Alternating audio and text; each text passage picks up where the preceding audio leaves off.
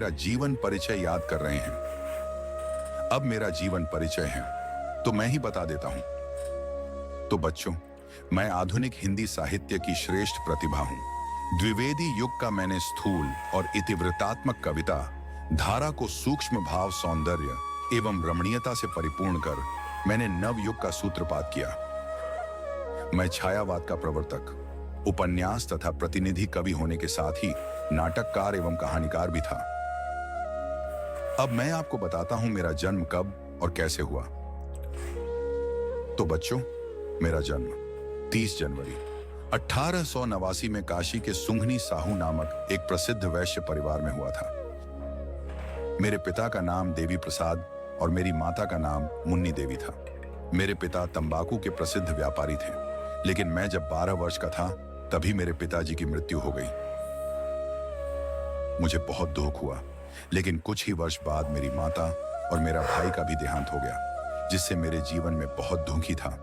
अब मेरे घर का सारा कार्यभार मेरे कंधों पर आ गया। इसी कारण मैंने केवल 8वीं तक ही पढ़ाई कर पाया और बाकी की पढ़ाई मैंने स्वयं से ही घर पर किया। मैंने खुद से ही हिंदी, अंग्रेजी, उर्दू, फारसी, संस्कृत की शिक्षा ली और मैंने वेद, पुराण, इतिहास, साहित्य और दर्शन शास्त्र का गहन अध्ययन किया। मेरे जीवन में मैंने 3 शादियां की, मगर मेरे तीनों पत्नियों की अकारण ही मृत्यु हो गई। मैंने अपने जीवन में बहुत कठिन परेशानियों का सामना किया। इन सब के बावजूद भी मैं छायावादी युग के प्रमुख कवियों में से एक था। मैंने अपने जीवन में कभी हार नहीं मानी। और बच्चों, आप भी कभी हार मत मानना और हर परिस्थितियों का सम्मान करना। मैंने भी ऐसा ही किया। सारी परिस्थितियों को मात देकर मैंने चित्रधारा, कानन कुसुम, झरना, लहर, प्रेम पथिक, आंसू, कमायानी आदि मेरी प्रमुख काव्य कृति हैं। मेरी कमायानी हिंदी काव्य का गौरव ग्रंथ है।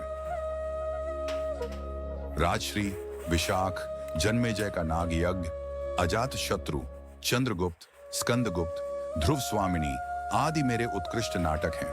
मैंने अनेक कहानी संग्रह, कई उपन्यास तथा निबंधों की रचना कर प्रतिभा का प्रसाद हिंदी को प्रदान किया।